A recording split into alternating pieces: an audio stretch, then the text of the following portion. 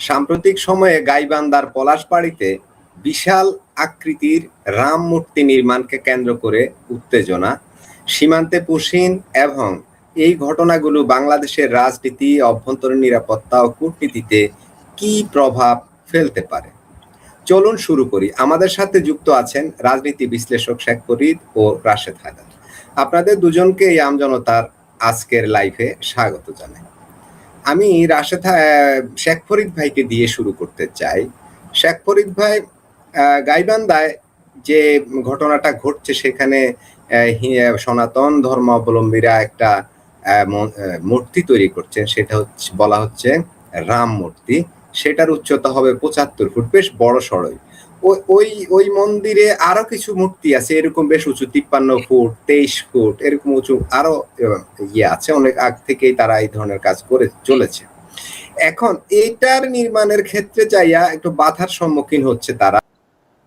ইনসাফ কায়েমকারী জনতা, গাইবান্ধা জেলা ইমাম ওলামা পরিষদ ও হেফাজতে ইসলাম, এই সংগঠনগুলোর স্থানীয় নেতারা দাবি করছেন পলাশবাড়ীতে রামের মূর্তি নির্মাণ বন্ধ করতে হবে। এখন এ নিয়ে কিন্তু সেখানে বেশ একটা আন্দোলন চলতেছে। আবার প্রশাসনের তরফ থেকে সাম্প্রদায়িক সম্প্রীতি সমাবেশ করেছে, যাতে কেউ কোনো অপ্রীতিকর ঘটনা না ঘটায় বা কোনো ধরনের সমস্যা সেখানে তৈরি না করে। প্রশ্ন হলো, বাংলাদেশে কি এই সনাতন ধর্মাবলম্বীরা তাদের যদি মূর্তি নির্মাণ করে বা তাদের ধর্মীয় কোনো স্থাপনা নির্মাণ করে, তাতে অন্য জাতিগোষ্ঠীর সমস্যা কোথায়? ফরিদ ভাই। ধন্যবাদ আপনাকে, সেই সাথে আপনার দর্শকদের সালাম, নমস্কার, শুভেচ্ছা। আপনি যে কথাটা বললেন, অবশ্যই বাংলাদেশ একটি সাম্প্রদায়িক সম্প্রীতির দেশ হিসেবে আমি দাবি করতে চাই, এবং আমি বিশ্বাস করি বাংলাদেশ যা হয়েছে এখন সাম্প্রদায়িক সম্প্রীতির দিকে যাবে কিনা জানি না, আমি চাই যাক। বাংলাদেশে এই মুহূর্তে যদি সত্যি সত্যি সনাতন ধর্মের ভগবান রামের মূর্তি স্থাপিত হয়, তাহলে কিন্তু প্রমাণ করতে পারবে তারা যে এই বাংলাদেশটা সাম্প্রদায়িক সম্প্রীতির দেশ, এবং ইট শুড বি, এটা হওয়া উচিত। প্রথমত, বাংলাদেশের এরা নাগরিক, তাদের এই সনাতনীদের অধিকার রয়েছে তাদের ধর্ম পালন করার। ঠিক যেমন এই যে মৌলবী সাহেবের চেহারা দেখালেন, চেহারা দেখেই ভয় করে রে ভাই, চেহারা দেখেই ভয় করে। মানে এরা যে কারা, এরা যে কি আপনাকে বলতে হবে না, চেহারা দেখলে মানুষ ভয় পেয়ে যায়। আপনি যদি কোনো ছোট বাচ্চাকে এদের চেহারা দেখান, ও হার্ট ফিল করবে, আমি নিশ্চিত। এমনকি এদের যদি চেহারা দেখান, জিন ভূত পালায় চলে যাবে, দোয়া কালাম সোরা পাঠ করতে হবে না, দেখলেই পালায় যাবে, মানুষ তো দূরের কথা। তো তাদের ধর্মীয় অধিকার রয়েছে সনাতনীদের, তারা এখানে রামের মূর্তি বানাবে, মহাদেবের মূর্তি বানাইতেই পারে, শিবের মূর্তি বানাইতেই পারে, তারা এখানে জগন্নাথ, এখানে ব্রহ্মার মূর্তিও বানাইতেই পারে, এইখানে তারা আরও মন্দির বানাইতে পারে। বাংলাদেশে যেহেতু দুর্গাপূজা সবচেয়ে জনপ্রিয় সনাতনীদের মধ্যে, আমরাও ছোটবেলা বহুবার অসংখ্যবার গিয়েছি, প্রতিদিনই দিনে 10 বার যেতাম মূর্তি পূজা, দুর্গাপূজা দেখতে। সেখানে দুর্গার বিশাল মূর্তি বানাইতেই পারে। বাংলাদেশের সনাতনীদের, বাংলাদেশি হিন্দুদের, এমনকি বাংলাভাষী যারা হিন্দু যেখানেই থাকুক, তাদের মা দেবী কালী তাদের পূজনীয়, তারা সেই মূর্তি বানাইতেই পারে। এটা তাদের অধিকার। যদি আপনি চায়না না হন, যদি আপনি উত্তর কোরিয়া না হন, যদি আপনি আফগানিস্তান না হন, তাহলে গণতান্ত্রিক দেশে এগুলো সব হিন্দু, বৌদ্ধ, খ্রিস্টান, জৈন, পার্সি, ইহুদি, মুসলিম সবারই অধিকার রয়েছে যার যার ধর্ম পালনের। এখানে আপনি বাধা দিতে যাবেন কেন? এটাকে যখন আপনি বাধা দিতে যাবেন, তখন আমার বাংলাদেশকে আপনি প্রশ্নবিদ্ধ করেন। যখন আপনি এটাকে বাধা দিবেন, তখন আমার পিতার ধর্ম, মায়ের ধর্ম, সেই পবিত্র ইসলাম ধর্মকে আপনি প্রশ্নবিদ্ধ করেন। আপনি যখন আমি ছোটবেলা যার কাছে কোরআন শিখেছি, কত ভদ্র মানুষ ছিল, হাফেজ আব্দুল মতিন, তারপর নোয়াখালীর আমরা তার বড় হুজুর বলতাম, আজ পর্যন্ত তার নাম জানি না। মানে এত শ্রদ্ধা করি আমরা এত শ্রদ্ধা করি, তার নাম আমরা উচ্চারণ করি নাই। নোয়াখালীর হুজুরের কাছে শিখেছি, নোয়াখালী আর বরিশাল 2 হুজুরের কাছে আমরা কোরআনের পড়া শিখেছি। এরা তো ভালো মানুষ ছিল, এরা তো কোনোদিন আমাদের অসাম্প্রদায়িকতা শিখায় নাই। আমাদের তো কোনোদিন হাফেজ আব্দুল মালিক বলে নাই যে তুমি গিয়ে মন্দির ভেঙে আসো, বলে নাই তো কোনোদিন। বরং তাকে আমি দেখেছি 1992 সালে, এবং ওই আমার বন্ধুর বাবা নোয়াখালীর যে হুজুর, বড় হুজুর বলি আমরা, সরিষাবাড়ির লোক, মানে আমাদের রেলের মসজিদ, আর এইখানে হাফেজ আব্দুল মতিন, এরা কোনো 92 সালে যখন সাম্প্রদায়িক দাঙ্গা, ভারতের সাম্প্রদায়িক দাঙ্গা বাংলাদেশ চলে যায়, আমাদের বলছে মন্দির পাহারা দিবা। আমরা পাহারা দিয়েছি মন্দির, আমরা পাহারা দিয়েছি। শুধু তাই না, তখন বিএনপি ক্ষমতায় ছিল, ব্যারিস্টার আব্দুল সালাম তালুকদার ছিল বিএনপির মহাসচিব, তার করার নির্দেশ ছিল যেগুলো তুমি নিরাপত্তা দিবা তোমরা। কই, তখন তো এই ধরনের কথা হয় নাই। ঘটনা ঘটেছে, কোনো সন্দেহ নাই, কিন্তু এইভাবে খুল্লা আমাদের গ্রাম অঞ্চলে একটা কথা আছে, শকুন যখন মরা মৃত জিনিস খায়, এই গল্পটা আমি প্রমাণ করেছি। আমি দেখেছি বড় বড় শকুন যেগুলো পাখা এরকম করে খাওয়ার আগে, এটা সত্য যে শকুন মরা খাওয়ার আগেও পাখা দিয়ে ঢেকে, অর্থাৎ সে লজ্জা পায়। তাহলে আপনি কেন আপনি সনাতনী যারা আমাদের বাংলাদেশের নাগরিক, যে আমার প্রতিবেশী, যে আমার বন্ধু, যে আমার ক্লাসমেটস, যে আমার ব্যবসায়িক পার্টনার হতে পারে, যে আমার গ্রামের প্রতিবেশী, গ্রাম্য মানুষ হতে পারে, আমার দেশের নাগরিক, আপনি তাকে সে অধিকার দিবেন না? এটা তো বাংলাদেশের জন্য ক্ষতিকর। আপনি যখন তাদের ভগবান রামের মূর্তি না গড়তে দিবেন, এটা বাংলাদেশের প্রশ্নবিদ্ধ হয়ে যাবে। বাংলাদেশের মুসলমানেরা প্রশ্নবিদ্ধ হয়ে যাবে, আলেম সমাজ প্রশ্নবিদ্ধ হয়ে যাবে। এটা কেন তারা বুঝে না, আমি বুঝে উঠতে পারি না।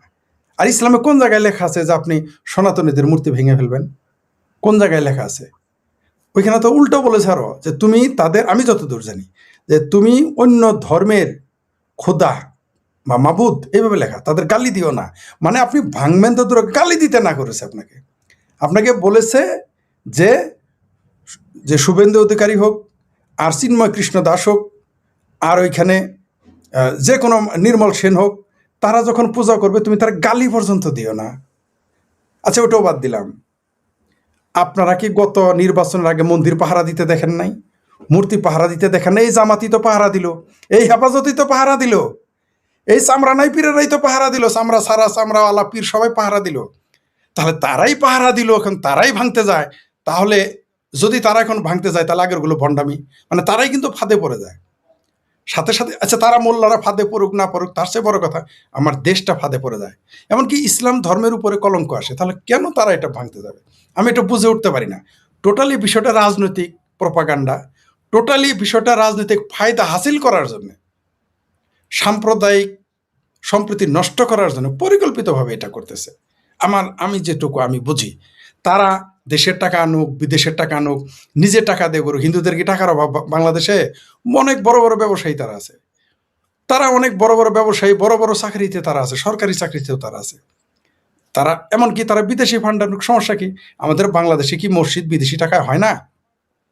আমাদের বাংলাদেশে কি মাদ্রাসা বিদেশি টাকায় হয় না? সবই তো বিদেশি টাকা। বাংলাদেশে আপনি বলেন রাশেদ ভাই, আপনি তো দেখেছেন, আমিও দেখেছি, আপনার আমার গ্রামে সকালে জমি কেউ দেয়, বিকেলে ইট দেয়, পরের দিন সকালে বিল্ডিং ওঠে, তারপরে পাঁচতলা হয়। এগুলো কি মনে করেন শুধু আপনার আমার টাকায় হয়েছে? না, সেখানে বিদেশি টাকা আসছে। তো বিদেশি টাকা আসলে কি সমস্যা? বাংলাদেশে কোন জায়গায় লেখা আছে যে বিদেশি টাকা ধর্মীয় কাজে ব্যবহার করা যাবে না? তাহলে প্রথমে মাদ্রাসা বন্ধ করে দিতে হবে, তাহলে তো আমাদের শিক্ষা প্রতিষ্ঠানে বন্ধ করে দিতে হবে, কারণ আমাদের পাঠ্য বইটা অস্ট্রেলিয়া টাকা দেয়, খ্রিস্টানেরা দেয়। তাহলে এই বিষয়গুলো কেন এরা বুঝতে পারতেছে না, আমি বুঝে উঠতে পারি না। এই যে ইউটিউবে আমরা কথা বলতেছি, এটি ইহুদিদের। আমরা যে ইমেল জিমেল ব্যবহার করি, ইহুদিদের। এই যে আপনার আমার পোশাক, এগুলো কারখানা খ্রিস্টানদের। আরে ভাই, আমাদের যে জ্বালানি আসতেছে, জ্বালানিটা ভারত থেকে রিফাইন্ড হয়ে আসতেছে। তো এখন যদি আমাদের এমনকি যে আজকেও দেখলাম আমার ভাবির ছেলেরা ভারত থেকে লাউ চুরি করে আনলো, কুমড়ো চুরি করে আনলো, দেখাইতেছে। আপনি দেখেছেন, সবাই দেখেছে। তাহলে ভাই, আর বাংলাদেশের হিন্দুরা তো বাংলাদেশের নাগরিক। আপনি আপনি কেন তাদের সাথে খারাপ ব্যবহার করেন, বা আমি কেন তার সাথে খারাপ ব্যবহার করব? এই সবে ধন নীলমণি 4-5% আছে, এদের যদি আমরা রেখে দেই, সারা পৃথিবীর কাছে আমরা গর্ব করতে পারবো যে এই যে দেখো, আমরা বাংলাদেশি মুসলমান, আমরা বাঙালি মুসলমান, আমরা সংখ্যালঘুদের নিরাপত্তা দেই। তা না করে আমরা তাদের তাড়িয়ে দিচ্ছি, পাশাপাশি তাদের ধর্মীয় অধিকার তারা পালন করতে যাচ্ছে, সেটাকে আমরা বাধাগ্রস্ত করতেছি, প্রশ্নবিদ্ধ করতেছি। আর যদি এবার কূটনীতিতে আসি, ভারত কিন্তু এটা নিয়ে গেম খেলবে। এটা কি তারা বুঝে? এই যে তাদের ভগবানের রাম মূর্তি, এই ভগবান রাম শব্দ নিয়ে এমন কিছুই ঘটলো যে মমতা ব্যানার্জির মতো এনার্জি আলা ক্ষমতা থেকে বিদায় হয়ে গেলেন, এমনকি তার দল খার হয়ে গেল চোখের পলকে। আমি ভেবেছিলাম 5 বছর পরে মমতা ব্যানার্জির দল ভেঙে খান হয়ে যাবে। অদ্ভুত ব্যাপার, 2 মাস না যেতে দল সহ তার ভেঙে খান। তার ভাইপো ছাড়া আর কাউরে আর তার পাশে দেখা যাইতেছে না। সম্ভবত তার ভাইপো কয়েকদিন পরে থাকবে না, মানে মমতা ব্যানার্জি, এমনকি মমতা ব্যানার্জিও তার দলে থাকবে না, শুনলাম কংগ্রেসে চলে যাচ্ছেন। মানে কি, যে রামের বিরোধিতা করতে গিয়ে পশ্চিমবঙ্গ হচ্ছে বামপন্থীদের আখড়া, সেকুলারিজমের আখড়া, সে জায়গায় বিজেপি চলে আসছে। তো এই রামের মূর্তি নিয়ে যদি এখন রাজনীতি আমরা রংপুরে করি, রাশেদ ভাই, আমি জানি না আপনারা এটা কিভাবে নেবেন। আমার তো ভয় হয় রংপুরটা না আবার চলে যায়, আমাদের হাতছাড়া হয়ে যায়। ওই যে আমাদের রতন সিদ্দিকী স্যার বলেছিলেন না, শুক্রবারটা আমাদের বেহাত হয়ে গেছে, শুধু শুক্র। আর 2024-এর 5ই আগস্টের পরে মার্শাল্লাহ আর 6টা 12 বেহাত হয়ে গেছে। আমার কেন যেন মনে হচ্ছে সনাতনীদের, আমি তো আর হিন্দু বলি না, সনাতনী বলি সঙ্গত কারণে, তো এই সনাতনীদের ভগবান রামের মূর্তির বিরোধিতা করতে গিয়ে শেষে আমাদের রংপুরটা না আমরা হারিয়ে ফেলি। আমি এটা নিয়ে খুবই চিন্তিত। জি, ধন্যবাদ। জি, ফরিদ ভাই আমাকে কি শুনতে পাচ্ছেন আপনারা? আমরা জি শুনতে জি পাচ্ছি, আপনাকে দেখতে পাচ্ছি না। আমার আমার ক্যামেরায় কিছু একটা প্রবলেম হচ্ছে যান্ত্রিক, আমি ঠিক বুঝতে পারছি না। আপনি আমি বলে ট্রাই যান। করতেছি। তো আমি অডিওতে আপাতত চালাই, আমি দেখি ক্যামেরাটা ঠিক করা যায় কিনা। জি, রাশেদ হায়দার ভাইয়ের কাছে আসি ঠিক এই প্রসঙ্গে। যে শুরুতেই সংগঠনগুলোর কথা বললাম, এর মধ্যে তারা আবার এই সাধারণ এই মানুষকেও তাদের সাথে সম্পৃক্ত করে একটা আন্দোলন করার চেষ্টা করছে। এর মধ্যে আমাদের এক দর্শক কমেন্ট করেছেন ৭১ টিভি রেফারেন্স দিয়ে, সেখানে নাকি ওই ওই রাম মন্দির নির্মাণের কাজটা নাকি স্থগিত করা হয়েছে। এটা আমি এখনো নিশ্চিত হতে পারিনি। যাই হোক, মূলত যে কথাটা বলতাম সেটা হচ্ছে এই যে অন্য ধর্মের তারা কে কি স্থাপনা তৈরি করবে, কি মন্দির করবে না মূর্তি গড়বে না অন্য কি করবে, সেটা তাদের ব্যাপার। তা সেটাকে অন্য সম্প্রদায় কেন বাধাগ্রস্ত করবে, তাদের আপত্তি বা সেখানে থাকবে কেন? রাশেদ হায়দার। ধন্যবাদ মাসুদ ভাই আপনাকে, এবং শেখ ফরিদ ভাই আপনাকেও ধন্যবাদ, এবং দর্শক শ্রোতা আপনাদেরকেও ধন্যবাদ। আসলে আমরা মনে যেন সামাজিকভাবে আমরা যে একটা সেকুলার রাষ্ট্র বা সহনশীল রাষ্ট্র, হিন্দু বুদ্ধিস্ট খ্রিস্টান সকলে, মুসলমান সকলে যে একসাথে থাকার একটা যে চিরাচরিত নিয়ম, মনে হচ্ছে যে এটা থেকে আমরা যোজন যোজন মাইল দূরে চলে গেছি বা যাচ্ছি, এখনো যাচ্ছি। আর ফরিদ ভাই কিছুক্ষণ আগে বললেন যে এটা নিয়ে একটা ইস্যু হবে, পলিটিক্যাল রাজনৈতিক ইস্যু হবে। একটা কমেন্টস আপনি উঠাইছিলেন, সেখানে আমি দেখলাম একজন লিখছে যে আমি সকালে উঠে আকাশের দিকে দেখলে এই রামের মূর্তি দেখবো, এটা কেমন লাগে। তা আমার কথা হলো যে ভাইরে, তুই ঘুমানোর সময় যখন এক্স এক্স এক্স এই মুভিগুলা দেখা ঘুমাস, তখন তোর ভাল লাগে না, তখন তোর খারাপ লাগে না, কিন্তু সকালে ওইটা রামের মূর্তি। অবস্থাটা কিরকম হয়েছে জানেন? ওই যে আপনারা যারা নোয়াখালী বা ফেনীতে থাকেন বা ইয়েতে থাকেন, তারাও চিটাঙের রেডিও স্টেশন শুনেন কিনা জানি না। একসময় যে যশোরের মনিহার সিনেমা হলের একটা অ্যাড দিত, যে মনিহার সিনেমা হল, এটা খুব মনোযোগ দিয়ে সবাই শুনতো। তো আমাদের এই দেশে যখন এই যে 90 সাল পর্যন্ত বিবিসি শোনার জন্য বা সিএনএন রেডিওতে শোনার জন্য আমরা গণহারে লাইন দিতাম দোকানের সামনে, কারণ সব বাসায় রেডিও ছিল না, এত অবস্থা ছিল। এখন কি বাংলাদেশের সব লোকের হাতে কি দূরবীন চলে আসছে, নাকি চলে আসছে যে রাম মন্দির রংপুর হবে এটা এখানে বসে দেখবে? আমার এটা প্রথম বোধগম্য হয় না। আর হিন্দু যারা আছে তারা আমার দেশেরই, তো হিন্দু বৌদ্ধ খ্রিস্টান মুসলিম চাকমা উপজাতি সবাই আমার দেশের। সুতরাং আমরা যেমন 560টা মডেল মসজিদ করে দিয়েছিল আওয়ামী লীগ সরকার, সেখানে কি একটা মন্দির করে দিছে দেখাইতে পারবেন? একটা বুদ্ধিস্ট টেম্পল করে দিছে দেখাইতে পারবেন? না। আমি এক সময় সোনার বাংলা ইন্স্যুরেন্স কোম্পানি নামে একটা ইন্স্যুরেন্স কোম্পানিতে চাকরি করতাম। ওখানে বড়ুয়া নামে এক ভদ্রলোক ছিল, উনি আন্ডার রাইটার অফিসার ছিল।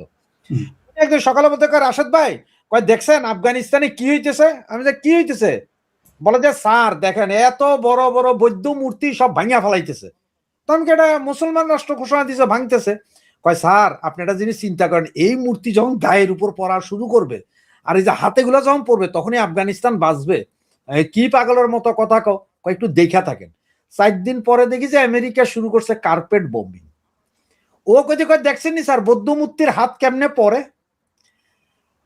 এত করার পরে এই বৌদ্ধ মূর্তিগুলো দেখার জন্য এখনো সারা পৃথিবী থেকে লোক যায়, ছবি তোলে, ট্যুরিজম হচ্ছে, ব্যবসা হচ্ছে, দেশের লাভ। আফগানিস্তানে কিন্তু ট্যুরিজম কিন্তু বৌদ্ধ মূর্তির কারণে।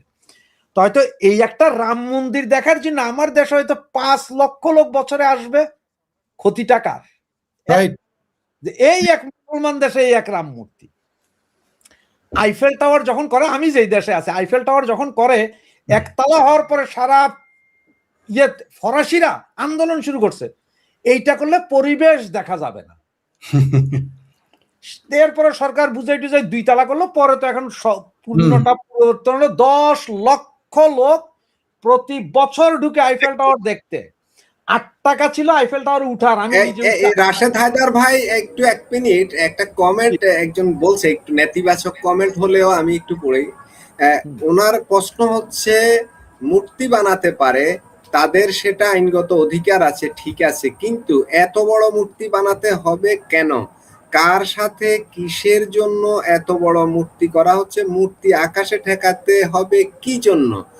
উনি এই মন্তব্যটা করেছেন। এখন কি প্রবলেম, ওনার প্রবলেমটা কি? না না না, ওনার প্রবলেম আছে, ওনার প্রবলেম আছে, প্রবলেমের শেষ নাই ভাই। ঘটনা হচ্ছে যেমন আমার কষা পায়খানা কেন হইল, এটার জন্য আমি পুরো পরিবারের দোষ দিই যে তোমরা হলুদ মরিচ করছো, হ্যাঁ বেশি দিছো কম দিছো। হ্যাঁ, কিছুক্ষণ আগে আপনারা বললাম না যে আমার ওই যে এই লাইটার একটা, এইটা না আরেকটা লাইটার পাওয়া যাইতেছে না, ঘরে কেউ নাই, আমি একলা, কিন্তু এখন আমি দোষ দিতেছি কই গেল আমার এই লাইটার, কে নিল? দোষ দিতে সমস্যা আছে। তো যে আইফেল টাওয়ার দেখতে যেমন আসছে, এখন আপনারা বলি উনাই বলতেছে যে এই মূর্তি বানাইতে হবে কেন? তাইলে ভাই এক কাম করলে পারেন, যেহেতু হিন্দু হিসেবে আমরা বুঝি সব ভারতীয়, ঠিক না? তাজমহল বানাইতে হবে কেন? তাজমহল তো সাজাইন না বানাইছিল না, এত বড় এত বড়। তারপর আরেকটা আছে না, কি জানি একটা কথা কয় ওরা, দিল্লিতে না কোথায় বিশাল এক কুতুব মিনার, কুতুব মিনার, কুতুব মিনার বানাইতে হবে কেন? এখানে কুতুব মিনার বানাইতে হবে কেন? হবে কেন? আমি আজ থেকে 1 বছর আগে এক মসজিদে গেছিলাম জুমার নামাজের খুতবা শুনতে, লন্ডনে। ওই মসজিদের ইমাম পাকিস্তানের। তো উনি একটা কথা বলছে, আমার মাথায় এটা লাগছে, পরে ওনারে জিগেলাম। উনি আমারও বলছে, ওই খুতবাতে বলছে 360টা মূর্তি ভাঙছে নবীজি, একটা মূর্তি ভাঙে নাই। জি। কেন ভাঙে নাই? ওই মূর্তিটা যে গোষ্ঠী ছিল তাদের সাথে একটা নেগোসিয়েট হয়েছে প্রথমে, মানে তাদের সাথে নেগোসিয়েট না হয়ে এটা ভাঙলে একটা আরেকটা যুদ্ধ লেগে যাবে, এই জন্য ভাঙে নাই। নেগোসিয়েশন হওয়ার পরে ওইটা ভাঙা হয়েছে বা স্থানান্তরিত করা হয়েছে। আমার ধর্মে তো মূর্তি বানানো জায়েজ না, তাই আমি বানাবো না, আমি মসজিদ বানাচ্ছি না, বিশাল বিশাল মসজিদ। আপনি আমার একটু জবাব দিবেন ভাই। আমরা 360টা মসজিদ, 560টা মসজিদ তো বানালাম না সারা বাংলাদেশে? না না, ওইটা বানাইছেন, ওইটা আসলে আপনার আমার হিসেবে অর্থের অপচয় করছেন।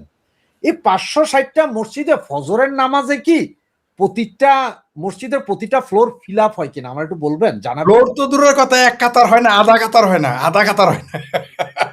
আমরা যখন ছোট ছিলাম, এটা আপনাকে 86 সালের কথা বলি, মসজিদে যাইতাম তো প্রথম কাতারের লোক হইতো সামনে ইমাম সাহেব, শীতকালে যায় করতে হবে, পোলাপাইন সব শয়তান না, পিছন থেকে যায় ফ্যান ছাইরা দিতাম ইমাম সাহেবের মাথারটা, আর এসে লাইনের মাঝখানে দাঁড়ায় যেতাম এমনি।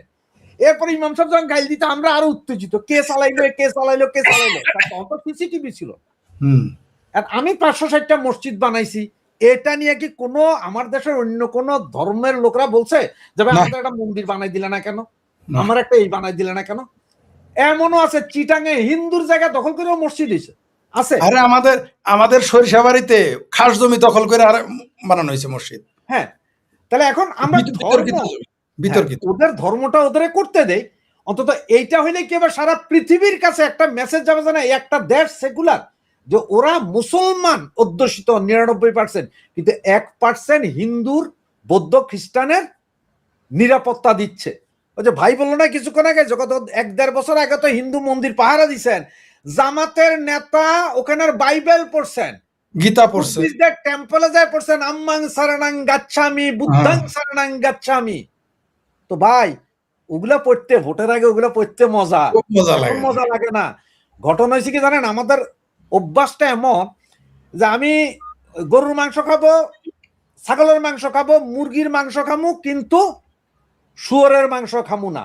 আমি সব মাংস, মানে পৃথিবীর অমুক অমুক মাংস হারাম, কিন্তু একটা মাংস আছে যেটা খাইতে হলে তখন আর চিন্তা করি না যে এটা হিন্দু বৌদ্ধ খ্রিস্টান না মুসলমান, ওই মাংস সব মজা লাগে, এইটা খাই তখন। হ্যাঁ ওটা খুব মজা, হ্যাঁ ওইটা খুব মজা। তো এইসব ছাইরা দেখেন সৌদি আরবে, দুবাইতে নরেন্দ্র মোদী যায় পূজা করে আসছে, সৌদির আমির শেখ ওরা সাথে ছিলেন, ওইখানে যদি সমস্যা নয় আপনি কি? এবং একটা ইয়ে দিয়ে ফরিদ ভাই আপনি হয়তো জানবেন, মাসুদ ভাই জানবেন, সৌদির জেদ্দা, তারপরে সৌদির যতগুলো এয়ারপোর্ট আছে সবগুলো এয়ারপোর্টে ঘোরার অভিজ্ঞতা আছে আমার বিভিন্ন কাজে, ইমিগ্রেশনের সব ইন্ডিয়ান। তো তো ওদের দেখি যে সব হিন্দু, সব যে লাল পট্টি বান্ধা, দোকান যা আছে সমস্ত দোকানগুলোতে, এয়ারপোর্টের ভেতর দোকানগুলোতে সব হচ্ছে যে আপনার ফিলিপিনো। আমি বললাম যে ফিলিপিনো তোরা কি মুসলমান? কথা না, খ্রিস্টান। সব লিভিং টুগেদার করে সৌদির মতন দেশে। কই হেরা তো এইটাতে আনে নাই যে এখানে মুসলমান ছাড়া হবে না, কারণ আপনাদের আমার নেয় না কেন জানেন? জানেন না আমরা চোর, পাক্কা চোর, এই জন্য নেয় না। আমি জেদ্দা এয়ারপোর্টে 6 দিনের একটা ট্রেনিং দিতে গেছি আমি ফ্রান্স থেকে। সেইখানে জিজ্ঞেস করা হয়েছে যে আমার ন্যাশনালিটির, আমার অরিজিনাল কি পাকিস্তান কিনা, গোপন নথি পাকিস্তানি কিনা। বলছে না, এ বাংলাদেশ অরিজিনাল। তারপরে পাঠানো হয়েছে। এইখানে ইউরোপও নেয় না, পাকিস্তানিদের ইমিগ্রেশনে নেয় না, কারণ ওরা চোর জানে।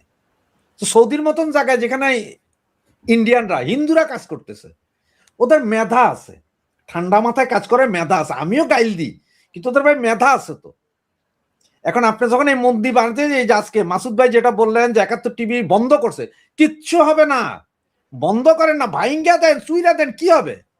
কালকের পর থেকে ইন্টারন্যাশনাল খবর হবে যে কি হবে, একেবারে হাটে হাড়ি ভাঙা হবে। এটা ইন্টারন্যাশনালি খবর হবে, এবং লাভ আপনার আমার হবে না, লাভ হবে তাদের। এক্স্যাক্টলি, আরো ডুগডুগি বাজাইবো। আপনার সাথে একমত। এই লাভটা হিন্দু, এটা ভাঙলে, বন্ধ করলে হিন্দু এবং ভারতেরই লাভ হবে, এটা বুঝতেই আছে না তারা। এক হিন্দু মহিলা, আপনার এটা কত সাল আমি ভুলে গেছি, এক হিন্দু মহিলা ডোনাল্ড ট্রাম্পের সাথে যে দেখা করছিল, মনে আছে? হ্যাঁ হ্যাঁ হ্যাঁ, প্রিয়া সাহা, প্রিয়া সাহা, প্রিয়া সাহা, প্রিয়াশা। ইন্টারন্যাশনালি তখন করা হইলো কি ভাই, বাংলাদেশের মুসলমানেরা দেখলেই এগুলারে মানে মনে হয় যেন ইমিগ্রেশনে গুলি করবে, এই অবস্থা। নির্দেশ দেওয়া হয়েছিল বাঙালি পাইলে প্রতিদিন অন্তত 15 জন ডিপুট করতে হবে, এবারে কোটিপতিও। তো লাভটা কার হয়েছে রে ভাই? ভাঙেন ভাই, আমি ভাই 10,000 টাকা পাঠামো, রাম মূর্তি এটা ভাঙ্গা দেন, আপনারা ভাঙ্গা দেন। আমিও চাই আমার দেশ যে মৌলবাদীর পাল্লায় পড়ছে এটা প্রমাণ হইয়া যাক। হুজুর আপনাকে 10,000 টাকা পাঠামো, 10,000 টাকায় না হলে আরো 2 লাখ টাকা পাঠামো, 2,10,000 দিমু, কিন্তু আমি আবার গড়ার জন্য পাঠাবো। আমি এই জন্য পাঠাবো, আপনি শুরুতে বলেছেন, আমি ইন্টারাপ্ট করলাম, সরি। আপনি শুরুতে বলেছেন ওইখানে যদি রাম মূর্তিটা হয় 5 লক্ষ ভারতীয় আমার দেশে আসবে, আমি 1 লক্ষ টাকা পাঠামো ওটা করার জন্য, আমার দেশের স্বার্থে, আমার দেশের অর্থনীতির জন্য এবং সাম্প্রদায়িক সম্প্রীতির জন্য। না, আমার দেশের এখন অর্থনীতি ফরিদ ভাই কিভাবে, এদের মতো মোটা মাথার লোক, এরা অর্থনীতির কি বুঝে বলেন না।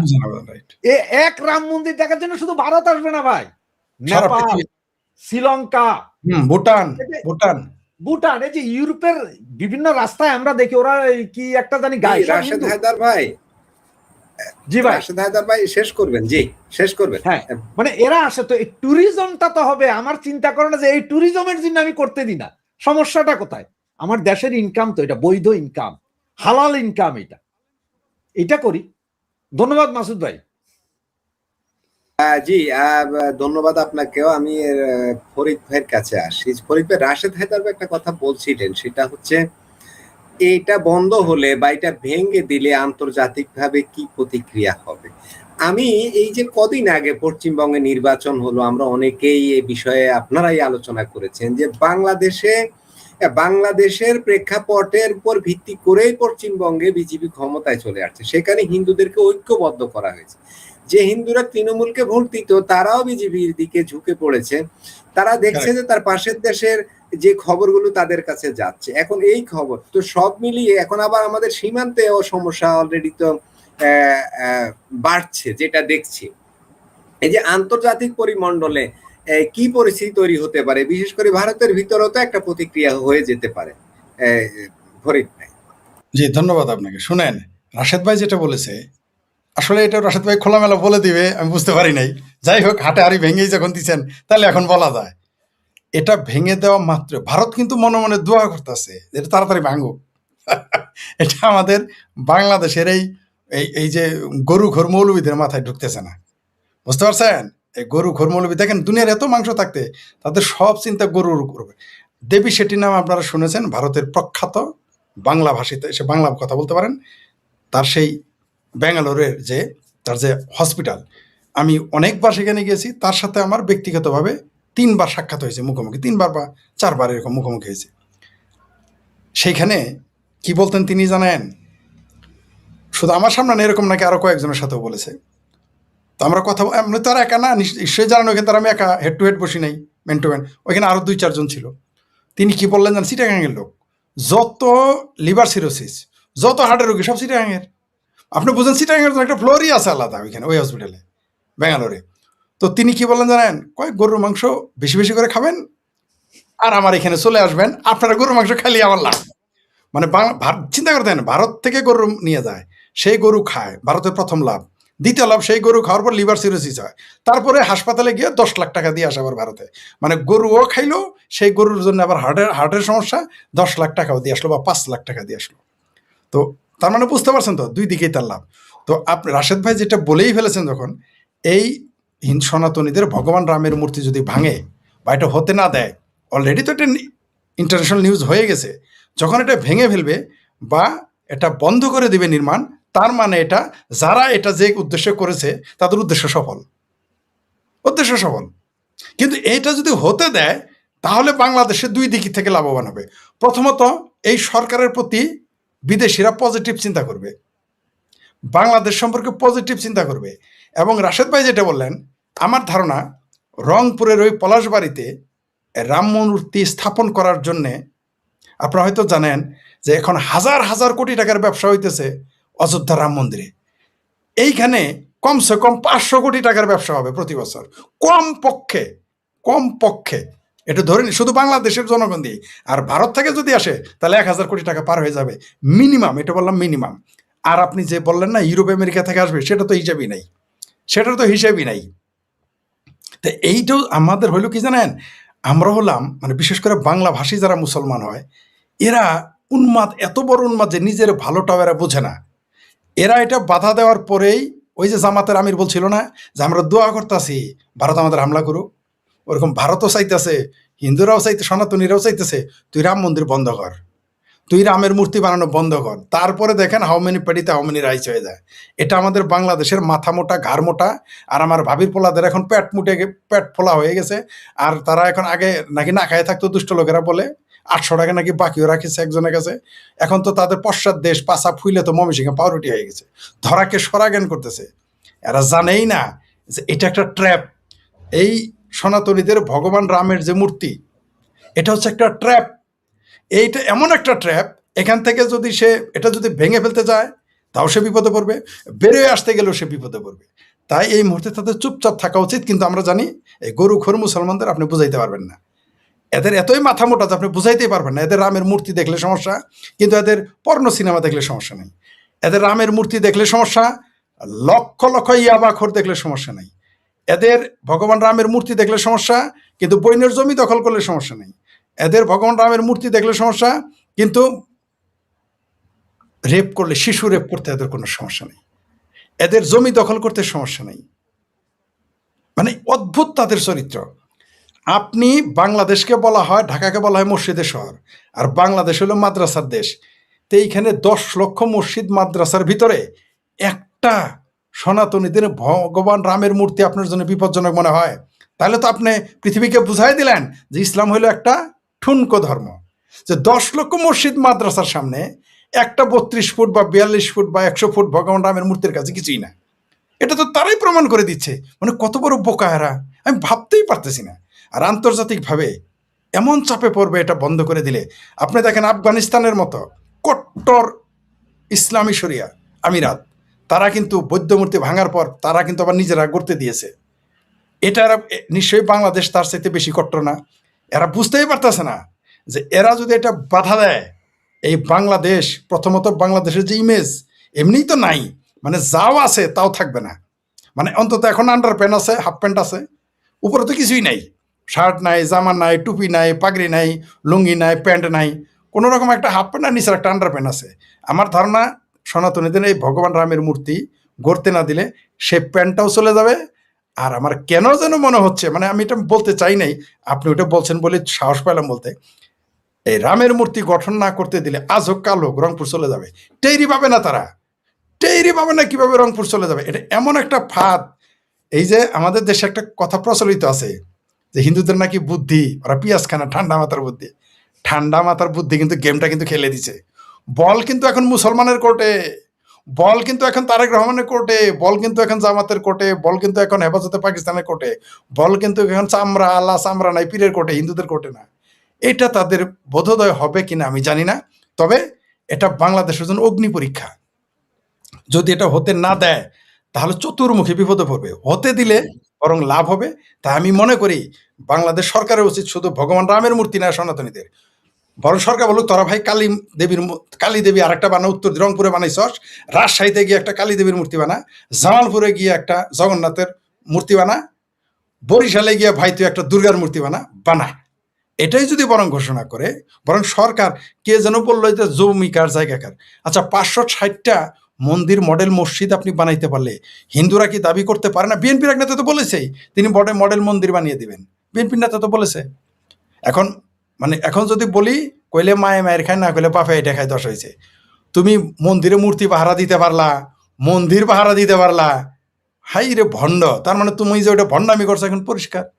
কি সমস্যা এইখানে সনাতনীদের দৃষ্টিতে এইখানে তাদের মা ভবানী বা দুর্গার একটি শরীরের অংশ বা সীতার একটি শরীরের অংশ, তাদের ভাষায় তাদের মিথে মাইথোলজিতে যে শরীরের একটা অংশ বাংলাদেশে আছে। আরে ভাই এইখানে যেটা আপনি বললেন, এইখানে আমরা যদি এগুলো ট্যুরিজম করি শুধু হিন্দুদের কাছে, আমাদের প্রতি বছরে 1 লক্ষ কোটি টাকা চলে যায় ভারতের ট্যুরিজমের কারণে, সম্ভবত 1.5 লক্ষ টাকা, চিকিৎসার মেডিকেল এবং ট্যুরিজমের কারণে, সাধারণ ট্যুরিজম 1.5 লক্ষ কোটি টাকা চলে যায়। আমি নিশ্চিত এই বাংলাদেশে যদি আমরা ভারতে পশ্চিমবঙ্গের প্রত্যেকটা হিন্দুর পরিবার বাংলাদেশে আসবে ঘুরতে, এগুলো করলে আমাদের বাজেটের টাকা আমরা এখান থেকে অর্ধেক আয় করতে পারি। এগুলো তাদের মাথাতেই না। আপনি ইন্দোনেশিয়া করতেছেন, আপনি তো অবশ্যই ইন্দোনেশিয়া গেছেন মনে হয়। এইখানে ইন্দোনেশিয়া দেখেন বালিতে তারা কি করে, জাকার্তা গিজ গিজ করে হলো এই মাদ্রাসা, কিন্তু রেভিনিউ আসে কই থেকে? জাভা থেকে, ঠিক আছে, যেখানে মন্দির, যেখানে মূর্তি, তাদের সেখান থেকে টাকা আসে, ওই টাকা দিয়ে মসজিদ মাদ্রাসা বানায়। আসলে নিজের বোঝ যদি নিজে না বুঝে কেউ বুঝাইতে পারবো না। যদি কোনো কারণে সনাতনীদের এই ভগবান রামের মূর্তি যদি গড়তে না দেয় বা এটা বন্ধ করে দেয়, তাহলে বাংলাদেশ ট্র্যাপে পড়ে যাবে, ফাঁদে পড়ে যাবে। কোথায় রাম নাই বাংলাদেশের? প্রত্যেক জেলা না উপজেলাতে একটা রামনগর আছে, প্রত্যেক জায়গাতে একটা রামকৃষ্ণপুর আছে, রামচন্দ্রপুর আছে, ঢাকাতে আছে, বরিশালে আছে, নোয়াখালী, 64 জেলার কোথায় রামের নাম নাই? তাহলে আপনি কেন রামের মূর্তি হইতে দিবেন না? আর আপনার ভগবান রামের মূর্তি দেখলে এত খারাপ লাগে, একটা সন্ত্রাসীকে দেখলে আপনার ইমান নষ্ট হয় না, ধর্ষককে দেখলে আপনার ইমান নষ্ট হয় না, সিরিয়াল বলৎকারীকে দেখলে আপনার ইমান নষ্ট হয় না, 71-এর খুনি ধর্ষকদের দেখলে আপনার ইমান নষ্ট হয় না, আপনার ইমান খত্রেমে যায় না? রামের মূর্তি দেখলে খত্রেমে যায়। ও আমার ইমান আলাগো, তোমারও ইমান ওই মান্ডা খালের মধ্যে নিয়ে ফেলাই দাও, তোমারও ইমানের দরকার নাই। আমাদের এখানে আমরা হিন্দু, বৌদ্ধ, খ্রিস্টান, আস্তিক, নাস্তিক, বিশ্বাসী, অবিশ্বাসী সব মতের মানুষ আমরা একসাথে থাকতে চাই, এবং এটাই হচ্ছে বাংলাদেশ, এটাই বাঙালি সংস্কৃতি। তার চাইতেও বড় কথা আমি যেটা বলতে চাই, এই বাঙালি সংস্কৃতি হচ্ছে আমরা প্রকৃতি পূজারী। আমরা 1500 বছর হইল মুসলমান হয়েছি, 2000 বছর, 2100 সাল হয়েছে আমরা খ্রিস্টান হয়েছি, তাই না? কিন্তু আমরা 4000 সাল হয়েছে আমরা হিন্দু হয়েছি, সনাতনী হয়েছে এই অঞ্চলে। কিন্তু 5000, 6000, 7000 সাল আগে এই বাঙালি অঞ্চল তো ছিল প্রকৃতি পূজারী, আমরা প্রকৃতিকে পূজা করেছি। এটাই ইতিহাস, এটাই ভূগোল, এটাই সত্য। তো কেন ভাই আপনারা এটা করেন? আপনি আমেরিকাতে গিয়ে মসজিদ বানান না, কানাডায় গিয়ে মসজিদ বানান না, আপনি ফ্রান্সে আছেন, ফ্রান্সে তো মুসলমানে গিজ গিজ করে, আমার চেয়ে আপনি ভালো জানেন। সেখানে রাস্তা ব্লক করে করা হয়, রাস্তা ব্লক করে নামাজ পড়তেছেন আপনি। জুম্মার নামাজ না পারলে খাড়ায় থাকে, বিমানের মধ্যে যা, বিমানের টয়লেটের সামনে গিয়ে নামাজ পড়া শুরু করে, রেলের মধ্যে নামাজ পড়া শুরু করে, মেট্রো রেলে নামাজ পড়া শুরু করে। মিনার তারা বানায় না। তাহলে এখন যদি ভারতের হিন্দুরা বলে যে আমরা এখানে দেওবন্দ মসজিদ থাকতে দিব না, মাদ্রাসা থাকতে দিব না, তাহলে কি করবে? যদি এখানে আমেরিকার খ্রিস্টানরা বলে আমরা কোনো মসজিদের মিনার হইতে দিব না, মসজিদ তোমরা ছোট ছোট বানাও, লিলিপুট, তারা যে যুক্তি দিয়েছে, আরে ভাই তুমি মন্দির দেখতে ল্যাম এক্সকিউজটা দেখেন। তাহলে আপনার কাছে মূর্তি দেখলে সমস্যা, বড় হইলে আরেকজনের কাছে ছোট মূর্তি সমস্যা, আরেকজনের কাছে মন্দির সমস্যা, আরেকজনের কাছে হিন্দু সমস্যা হইতে পারে। আমি জানি এই বাংলাদেশে এমনও মানুষ আছে বলে হিন্দুর সামনে পড়ে, হিন্দুতে দেখলে ঘৃণা করে। ধর্ম কি এটা শিখাইছে নাকি? তো এগুলো ভণ্ডামি বাদ দিয়ে কিভাবে বাংলাদেশটা ভালো থাকবে সেই চিন্তায় আমাদের মনোযোগ দেওয়া উচিত। তা না হলে এখন যদি কেউ নিজের পায়ে নিজে কোরাল মারে, যদি এ ট্র্যাপে পড়ে, ভারত এটাকে এমন গেম খেলবে। এই জন্য বারবার আমি বলি, ভারত হচ্ছে চাণক্যর পুত্র, এদের সাথে পারবেন না। আপনি যত কথাই বলেন, এরা যে কিভাবে আপনাকে ল্যাংটা মারবে রেফারিও টের পাবে না। তার মধ্যে একটা কিন্তু ল্যাং মেরে দিয়েছে এই যে সনাতনীদের ভগবান রামের মধ্যে। এটা হলো এমন একটা ফাউল করেছে, এমন একটা ল্যাং মেরেছে, রেফারি এটাকে হুইসেল দিয়ে ধরতে পারতেছে না। মানে এত সুন্দরভাবে ম্যারাডোনার মতো হাত দিয়ে গোল দিতেছে, কিন্তু বোঝার কিছু উপায় নেই, গোল মেনে নিতে হবে। এই ট্র্যাপটা পেতেছে। আমার ধারণা এই ট্র্যাপে পড়ে গেছে বাংলাদেশি মুসলমান, বাংলাদেশের এই তথাকথিত মুসলেকা সরকার এই ট্র্যাপে পড়ে গেছে। জি, ধন্যবাদ। জি ফরিদ ভাই, একটা আলোচনা বাদ পড়ে গেছে, সেটা হচ্ছে সীমান্তে পুশিন। হুম। দিল্লিতে অলরেডি বিজিবি বিএসএফ এর বৈঠকও হয়েছে। সেখানে কথা ছিল, কি সিদ্ধান্ত হয়েছে আমরা জানি না, কিন্তু শূন্য রেখায় মানবতা এখনো ভুলুণ্ঠিত হচ্ছে। এখনো শূন্য রেখায় মানুষ দিনের পর দিন অপেক্ষা করে কোথায় যাচ্ছে, কি বাংলাদেশে ঢুকছে না ভারতে ফেরত যাচ্ছে জানি না। বলা হচ্ছে পুশিন পুশব্যাক নিয়ে চলছেই। এই সমস্যার সমাধান কি? সংক্ষেপে যদি একটু 2-3 মিনিটে আলোচনা একেবারে করেন। 2 মিনিটে শেষ করে দেয়। এটা হচ্ছে একটা টোটালি ভণ্ডামি। এখন বাংলাদেশে বামপন্থীদের মানবতা জাগতেছে না, চিঙ্কু বামদের চেতনা আর জাগে না, বাংলাদেশের মুসলমানদের ইসলামী চেতনা আর জাগে না, মুসলমান ভাই ভাই সেই চেতনা আর জাগে না।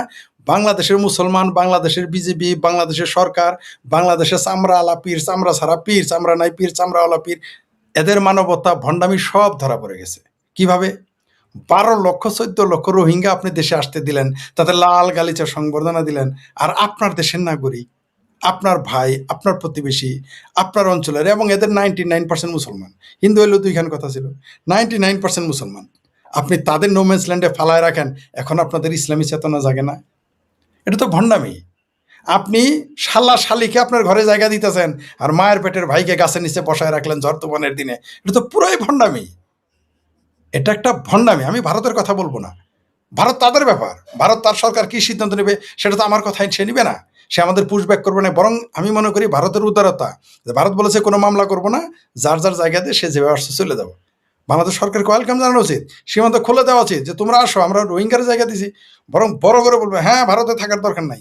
কেন? বাংলাদেশের মুসলমান, বিএনপি, জামাত, হেফাজত, আমার ভাবির পোলারা সারাদিন না স্লোগান দেয় ঢাকা না দিল্লি, দিল্লি না ঢাকা। দিল্লি থাকতে হবে কেন? কলকাতায় থাকতে হবে কেন?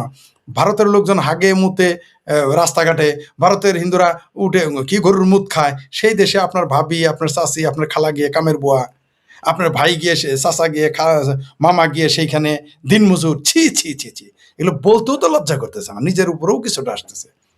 এইভাবে বেহায়াপনা না করে মানে ভদ্রলোকের মতো নিজেদের নাগরিকদের নিয়ে আসা উচিত। আর এখন বলবেন আন্তর্জাতিক আইন এইটা সেটা, ওইটা পরে, আগে নিজের বিচার, নিজের চেহারা আয়নাতে দেখতে হবে। ভারত কি করলো? আমার দেশের নাগরিক আমার দেশে আসবে, আমি বাধা দেবো কেন? এটা তো যে বাংলাদেশে এখন উকিলেরা কোথায়? বাংলাদেশের মানবাধিকার করে কেন হাইকোর্টে যায় না বাংলাদেশের? যখন আমেরিকা পায়ে শিকল দিয়ে, কোমরে দড়ি দিয়ে চেলায় আকাশপথে পাঠাই দিল, তখন তো আপনি বাধা দিতে পারেন নাই। ও আমেরিকা দিকে ভয় পান না? ও ভয় তো পাবেনি, কারণ আমেরিকার প্রেসিডেন্ট নামে মহিষ হইলে আপনারা তারা সুইতে ভয় পান, তারা টাচ করতে ভয় পান, তারা গরমে ফ্যান ছাড়া রাখতে ভয় পান। সেই জন্যই বলি আমাদের বাপ দাদা 14 কপাল ভালো যে ভারতের মতো নিরীহ একটা শক্তিশালী প্রতিবেশী পেয়েছি। নইলে আমাদের না ওই যে মুর্শিদাবাদের হুমায়ুনের ভাষায় বলি, সেটা ভাঙ্গা মাইর দিত। আমাদের কপালে বোধহয় ওইটাই আছে, তাই আমরা চুলকাইতেছি। আমাদের উচিত বাংলাদেশের নাগরিকদের, যারা আমাদের বাংলাদেশের নাগরিক, প্রত্যেককে আমাদের দেশে প্রবেশ করতে দেওয়া। তা না হলে এটা আমাদের জন্য লজ্জার, আমরাই আমাদেরকে হেয় করতেছি। এইখানে বরত্ব বা অহমিকা দেখার, বরং আমরা, এটা আমাদের লজ্জার ব্যাপার যে আমাদের নাগরিককে আমরা জায়গা দিতেছি না। রোহিঙ্গাদের আপনি 70,000 পাসপোর্ট দিলেন, আর নিজের দেশে নাগরিকদের দেশে ঢুকতে দেন না। ছি ছি ছি ছি ছি, mister blazer Khalil, mister Waqar সাহেব, কারণ ওয়াকার সাহেব তো তলে তলে জড়িত, মিস্টার ওয়াকার। আচ্ছা, আবার এই যে দেখেন বিজেপি আর বাংলাদেশের জনগণ ভারত বাংলাদেশ সীমান্তে গিয়ে পাহারা দেয়, বাহ বাবা, কত বীর, মহাবীর। তো এই মহাবীরেরা বার্মার সীমান্তে যায় না কেন? বার্মার সীমান্তে কেন যায় না? এগুলো ভণ্ডামি বাদ দেন, এই ভণ্ডামি বেশি দিন টিকবে না। ভারতের সাথে ভণ্ডামি করেও পারবেন না, ভারতের সাথে কূটনীতি তো পারবেনই না, ভারতের সাথে শক্তি তো পারবেন না। এখন আপনি যে চুলকায় ঘাও বানান, মানে আমাদের জামালপুরের ভাষায় যদি বলি, কাঠ খাইলে কিন্তু আংরা হাঁকতে হবে। অলরেডি কিন্তু আমরা আংরা হাঁকা শুরু করে দিয়েছি। মমতা বেগমের মতো লোক, তার ভাইপো যেদিন বলেছিল যে শেখ হাসিনা কেন ভারতে থাকবে, পরের দিনই কি 3 দিন পরেই কিন্তু মমতাই এখন ভারতে থাকতে পারতেছে না। ঠিক আছে, ভাইপোই এখন ভারতে থাকতে পারতেছে না। তাই ভারতের রাজনীতি বোঝা বড় মুশকিল। আমাদেরকে সতর্ক থাকতে হবে, আমাদের নাগরিক আমাদের নিয়ে আসতে হবে। আমাদের ফেরত নিতে হবে, এবং এর মধ্যে আমাদের কৃতিত্ব, তাছাড়া আমাদের আর কোনো বিকল্পই নেই, কোনো বিকল্প নেই। জি, ধন্যবাদ। ফরিদ ভাই, আপনাকেও ধন্যবাদ। আমি একটু ভিন্ন প্রসঙ্গে যাই, যেহেতু সীমান্তর বিষয়টা আলোচনা হলো। রাশেদ হায়দার ভাইয়ের কাছে আসি। আমরা দীর্ঘায়িত করবো না তো আজকের লাইভটা, এই জন্য রাশেদ হায়দার ভাই খুব সংক্ষেপে যদি এই বিষয়টা আলোচনা করেন। খুব বড় একটা সুখবর আছে আমাদের বাংলাদেশের জন্য। খুব সুখবরটা হলো 2028 শিক্ষাবর্ষে পাঠ্য বইয়ে থাকবে শরীফ ওসমান হাদির বীরত্ব গাথা। শরীফ ওসমান হাদির জীবন থেকে শিশুরা কি পরবর্তী আন্দোলনে অনুপ্রাণিত হবে, কি শিখবে বলে আপনি মনে করেন? রাশেদ হায়দার ভাই, খুব সংক্ষেপে। ধন্যবাদ আপনি আমাকে প্রশ্নটা করার জন্য। আসলে আমি হাদি ভাইয়ের খুব ভক্ত, ওনার খুব ভক্ত। ওনাকে নিয়ে আমি একটা কবিতাও লিখার চেষ্টা করছি, 2 লাইন লিখতে পারছি, জি, শেষ শোনা। করতে পারি নাই।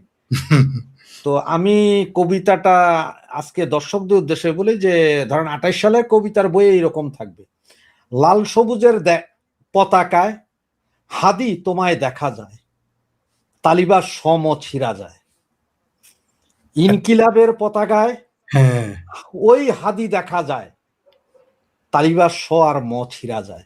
তালিবার স আর ময়ে কি বলছে এটা আপনারা দর্শক বিন্দু ইয়ে করে রাখেন, নিজেরা বুঝা রাখেন।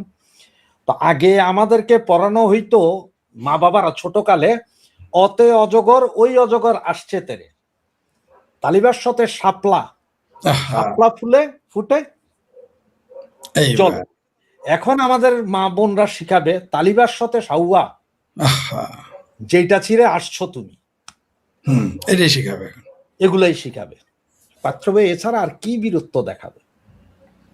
আর কি এমন কি বীরত্ব গাথা উনি করে ফেলছেন যে দেখাবে? অন্তত আমি বলি যে পাঠ্যপুস্তক বই যদি জিয়র রহমানের নামটাও আসে, তাও আমি 2টা বীরত্ব গাথা বলতে পারি।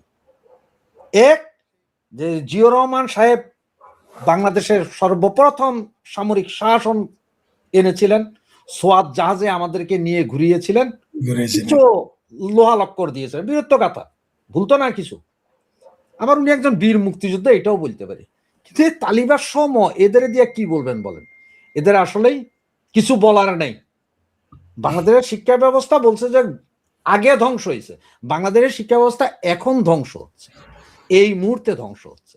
এটা হচ্ছে যে মূল কাহিনী। ধন্যবাদ মাসুদ ভাই আপনাকে।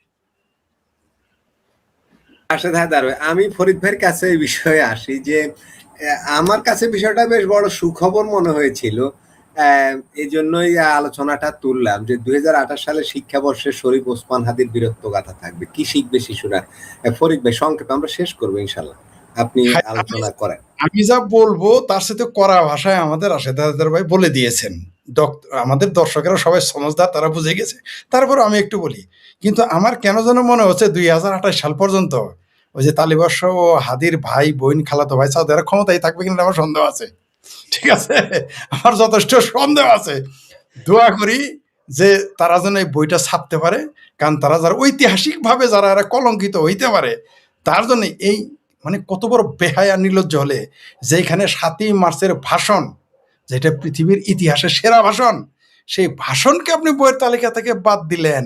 আর কোথাকার কোন কেসকি বান্দির পোলা, যার মুখের ভাষা উচ্চারণ করা যায় না পরিবারের সামনে, তাকে আপনি মানে জিয়ার পাশে, তাও আবার ভালো না, ঠিকই আছে, যাতে মানে যাতে জাত চিনছে, মানে খুব ভালো লোকের পাশে রাখছে। কিন্তু আমাদের দুর্ভাগ্য যে আমাদের জাতীয় কবির পাশে এই সমস্ত স্বেচ্ছর বেহায়া অসভ্য ইতরদের কবর দিয়েছে, যেখানে ডক্টর হুমায়ুন আজাদ স্যারের কবর দেওয়া হয় নাই। আমরা জানি এরা কারা। এরা হলো সেই লোক যারা মারা গেলে পাকিস্তানের পতাকা তাদের বাপেরা মায়েরা কবরে রাখে। এরা তো সেই লোক। যাই হোক, আমি দোয়া করতেছি, অবশ্য আমার দোয়াটা এটা কবুল হবে না, কারণ 28 সাল পর্যন্ত এই সরকারও থাকবে না, ওই 80 মন ঘিও জুটবে না, রাত হাওয়ার নাচবে না, 28 সাল পর্যন্ত এই সরকারও থাকবে না। ওই হাদি নাকি ভাই যেটা বলেন তালিবাস অন্তস্থাকের হাদি, ওই ভাবির পোলা হাদির ওই তার ওই গানও আমরা, আমাদের জাতির দুর্ভাগ্য যে আমরা এটা দেখতেও পারবো না।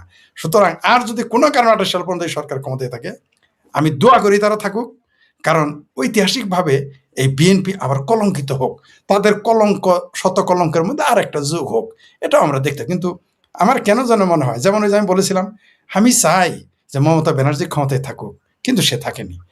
তো আমার মনে হয়, আমিও চাই 28 সাল পর্যন্ত থাকুক হাদির এই গল্পগাথা, বীর গল্পগাথা। নিশ্চয়ই তার এই গদ্যের শিরোনাম হবে তালিবর্ষ ও অন্তস্তকেরা হাদি। এছাড়া তো আর আপনি কিছু লিখতে পারবেন না। এখন আপনি যদি ছাত্রদের ওই যেটা ভাইজান আমারে বললো যে তালিবর্ষতে শাপলা, ওই জায়গায় যদি তালিবর্ষ ও অন্তস্তকেরা শিখান, আমাদের কিছু করার নাই। আপনারা শিখান, শিখাইতে থাকেন। আপনারা তো এটাই চান যে বাংলাদেশের মানুষ মুক্তিযুদ্ধ ভুলে যাক, ৭২ সংবিধান ভুলে যাক, জয় বাংলা ভুলে যাক, জননেত্রী শেখ হাসিনার নাম ভুলে যাক, বাংলাদেশের মানচিত্র ভুলে যাক, এমনকি বঙ্গবন্ধুর নাম ভুলে যাক। ভুলাই দেন। এর ফলাফল কি সেটা কিন্তু ভবিষ্যতে দেখতে পারবেন। যে জাতি যে গাছ রোপণ করবে, ফলাফলও তো তাই করবে, ফলও তাই আসবে। ফলাফল আপনি হাতে নাতে পেয়ে যাবেন। এরা যে কারা, যারা এই যে তথাকথিত, মানে এদের আকল কত, মানে জামাত কিভাবে এই শিবির কিভাবে, মানে আপনি যদি বাংলাদেশের পাঠ্য বইকে যদি শিবিরের ম্যাচম্যানও করেন, আমাদের কিছুই করার নেই। বাংলাদেশের পাঠ্য বইকে যদি শিবিরের কোচিং সেন্টার মনে করেন, আমাদের কিছুই করার নেই। যে হাদিরটাকে 5টা লোক আসে না, তার জানা যায় 2 লাখ লোক কেমনে আসে, তো আমরা বুঝি, বলে তো আমরা জানি। সুতরাং আগামীতে যারা সাউয়া হাদির পৃষ্ঠপোষক, তাদের সাউয়া মামা পাবলিক রাখে কিনা সেই চিন্তা করেন, হাদির চিন্তা পরে করেন। ধন্যবাদ।